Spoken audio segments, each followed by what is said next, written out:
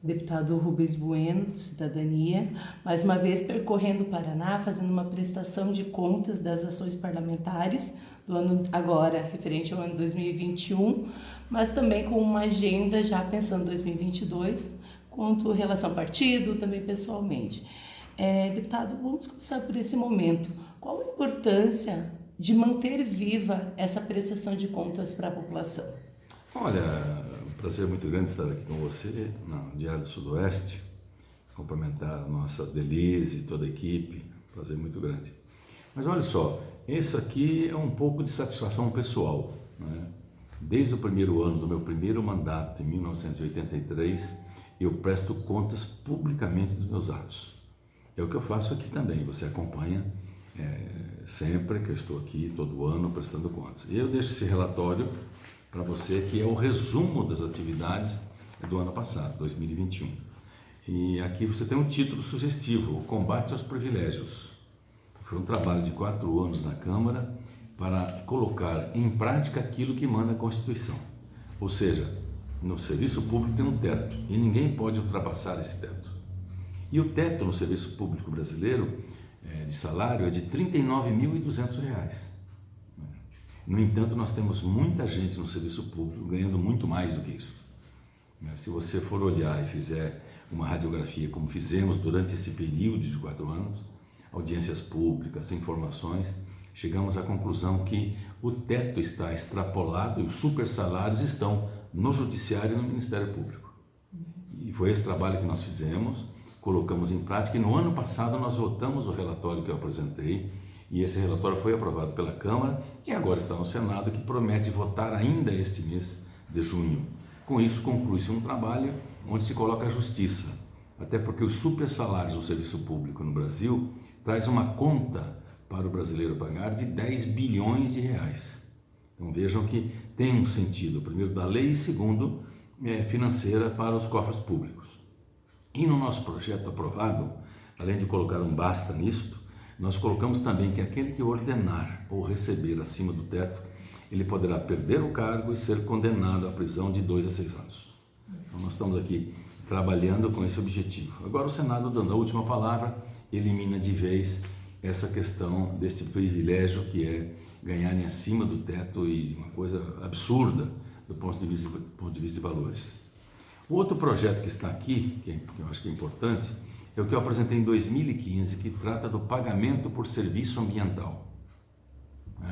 Esse projeto que eu apresentei em 2015 foi aprovado em 2020 e 21 se tornou lei, ou seja, 6 anos depois nós conseguimos convencer e a Câmara e o Senado votaram, é a Lei 14.119. O que quer dizer pagamento por serviço ambiental? É exatamente a indenização para aqueles que preservam uma área ou recuperam uma área degradada. E com isso nós vamos colocar justiça também para aqueles que contribuem para a natureza e para a vida.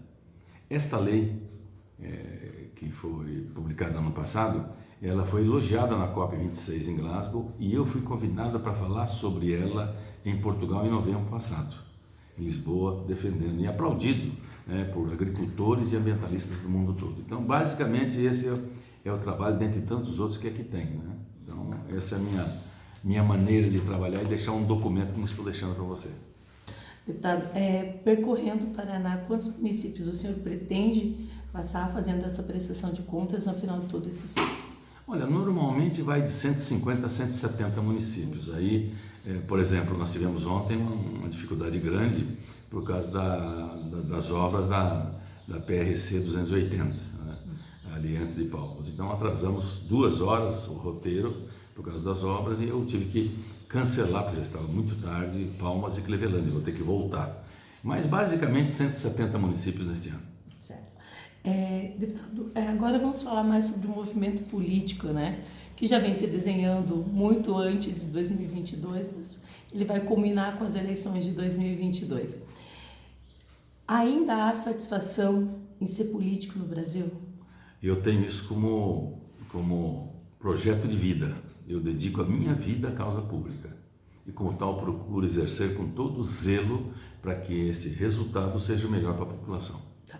E como enfrentar esse momento para ter essa satisfação? Olha, para ter, sempre dizendo, quando o brasileiro vota bem, a gente ganha, quando vota mal a gente perde. Então, é sempre essa figura simples, né, de compreender que o voto é exatamente a expressão da população e, como tal, deve escolher sempre aqueles mais preparados, mais qualificados e que possam ajudar efetivamente a avançar e dar respeito, sobretudo, ao mandato popular, seja ele representante ou governante. O senhor acha que a pauta da pandemia, né, que foi o que movimentou por 2 anos e ainda vem tendo grandes reflexos na sociedade, será uma pauta importante a ser lembrada e também vai ser jogada à luz algumas falhas que foram feitas durante a pandemia nesse processo de 2022? Não tem dúvida, né? Quando a pandemia chegou, o primeiro caso no Brasil foi em 2020, em fevereiro. Em março, a primeira morte. Em abril, nós, no Congresso, fizemos o orçamento de guerra para colocar recursos nas mãos dos municípios para que ele, com sua equipe de saúde pública, enfrentassem a pandemia com todo cuidado e se organizassem em tempo. Só para você ter uma ideia, Pato Branco recebeu 9.300.000 reais deste orçamento de guerra para combate à pandemia. Por que orçamento de guerra? Porque era uma guerra, o mundo todo enfrentando a pandemia. Lembrar que nós tivemos na Segunda Guerra Mundial com 25.000 soldados e perdemos 400 soldados. Nesta guerra com a pandemia já perdemos mais de 660.000 brasileiros que morreram pela pandemia. Então, é um enfrentamento que tem que se buscar. Claro que tem falhas, claro que tem problema, mas você imagina se não tivesse o Sistema Único de Saúde. Então, na linha de frente, os profissionais de saúde colocaram as suas próprias vidas em defesa das nossas.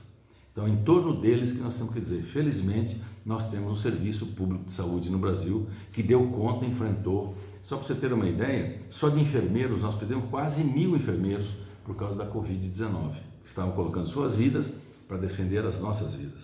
Então, é só para ilustrar aquilo que deve ser lembrado sempre. E o que fica também do ponto de vista da saúde pública são as sequelas, né? Perdemos, é triste, estão aí amigos e parentes em todo o país, em todo o mundo. E de outro lado você vê, e as sequelas? E a saúde mental? Então tudo isso ainda tem que ser estudado e profundamente, porque isso envolve milhões e milhões de pessoas. Certo. Outra situação que é, observando agora ainda no primeiro semestre de 2022, e a gente tem essa noção, é que a questão do ICMS que está passando essa semana nas 2 casas em Brasília vai ser bastante jogado no processo eleitoral, até mesmo porque Regu tem uma parte aí de importância para os estados, né? Essa questão, mas também mexe com a vida do trabalhador, porque o trabalhador pensa ser só a questão da regulação do combustível, o que não é de fato, é muito mais o mercado internacional. Isso vai ter também peso nas eleições como um jogo político? Não tenha dúvida. Se você olhar os preços dos últimos 2, 3 anos, você vai ver que ele cresceu assustadoramente. E aí tem vários aspectos, a economia mundial, a questão do petróleo, a guerra Rússia-Ucrânia, e tem também desmandos, né? Toda hora muda a diretoria da Petrobras. Isso a cada momento você cria desconfiança no mercado, e ali tem milhões de acionistas na Petrobras e milhões de pessoas que se envolvem com o mercado financeiro. Basta ver agora que nós tivemos novamente aí subindo o dólar, subindo os juros e novamente caindo a Bolsa de Valores. Então, isso tem que levar em conta com a preocupação de um país que deve economicamente estar organizado, sem altos e baixos, sem arroubos pessoais. Isso é do mundo complexo da economia que o Brasil faz parte. Nesse movimento de 2022, como a cidadania deve se portar? Olha então, a cidadania é longe dessa radicalização, né? Polarização é uma coisa, radicalização é outra, e é o que nós estamos vivendo. Isso é o pior dos mundos. Tanto é que a radicalização já levou a guerras locais, regionais e mundiais. Então isso é muito ruim para o país. Então o Cidadania, o MDB e o PSDB se uniram em torno da candidatura de Simone Tebet para as eleições deste ano. Senadora por Mato Grosso do Sul, professora universitária, foi prefeita, foi vice-governadora, enfim, tem condições plenas de ser um grande nome para a campanha eleitoral e vencer as eleições. Por isso que nós buscamos esse caminho alternativo, longe desta radicalização. Para o Paraná, o que o senhor acredita num desenho político? Então, no Paraná, o partido já tomou decisão já há um certo tempo, com todos os seus mandatários, presidente de partido, deputados, e nós estamos apoiando a reeleição do atual governador. Parece um cenário natural e normal para que venha vencer as eleições. Agora, a campanha ainda não começou. Vamos ver mais à frente. Que na visão do senhor vai ser importante para o processo eleitoral na posição do eleitor? Posição do eleitor. Preço do combustível, cesta básica, insumos para a agricultura, tudo isso está triplicando valores, né? Aí você vai encontrar do outro lado a inflação. A inflação, como está hoje, ela atinge o pobre, aquele que ganha menos, porque ele recebe o salário e o mês já acabou. Então ele tem que conviver no dia a dia com dificuldade. Aí aumentou em 13 milhões o número de pessoas passando fome no Brasil. Quase 34 milhões de brasileiros passando fome no Brasil. E com problema de saúde alimentar, nós temos aí mais 120 milhões de brasileiros. Então isso vai pesar consideravelmente. Sem falar do emprego, sem falar de salário, sem falar de outros fatores importantes que impactam numa campanha eleitoral. Deputado, muito obrigado por abrir um espaço na sua agenda e estar aqui conosco. Muito obrigado. Só deixar para você também esse levantamento dos dados e das leis importantes que votamos. Nós votamos o novo Fundeb, né, que no ano passado Pato Branco recebeu 37 milhões de reais. Este ano a previsão é de 50 milhões e até 2025, acrescentando 20% ao ano, vai chegar praticamente em quase 80 milhões de reais. Para o município fazer o enfrentamento que se deve com relação à qualidade da educação básica. Importante isso, porque é sair da periferia do mundo, investir na educação básica. Por isso nós votamos o novo Fundeb, que agora é permanente e não vai vencer como vencia anteriormente. Nós temos o pré-sal, que nós votamos lá em 2019. O governo federal queria uma lei para autorizar o leilão do pré-sal e queria ficar com todo o dinheiro estimado na época de 70 bilhões de reais. O que nós fizemos? Batemos o pé em plenário, né? Eu era um dos líderes na época, batemos o pé no plenário, se não incluir os municípios, nós não vamos fazer a lei. E o governo precisava da lei para fazer o leilão. Resultado, nós concluímos, foi aprovado os municípios, Pato Branco recebeu 2 milhões e 200 mil reais do pré-sal lá no finalzinho de 2019 e início de 2020. E agora em maio de 2022, o município recebeu mais 1 milhão e 100 mil reais daquela lei que nós fizemos em 2019, incluindo os municípios brasileiros. E vai por aí afora. Nós temos um projeto, por exemplo, de redistribuição do ISS. O ISS é um imposto municipal, não é? E o dinheiro desse imposto não ficava em Pato Branco, não é? Ele ia para Barueri, São Paulo, onde está a sede dos bancos, falando em transação bancária. Além de cartão de crédito, leasing bancário, que é onde... O meu projeto lá de 2011, que agora foi aprovado, é um projeto que fala que muda a categoria desse imposto. Não vai mais para o município onde está a sede do banco. Fica onde acontece o fato gerador. Esse projeto, depois de 10 anos, conseguimos aprovar. E a previsão para Pato Branco é de 3 milhões e 100 mil reais. Você tem uma ideia da importância de um projeto como esse. Então, tem muitas leis importantes que são votadas e acrescentam no dia a dia dos municípios e na vida das pessoas. Já. Muito obrigada. Um bom dia, obrigado.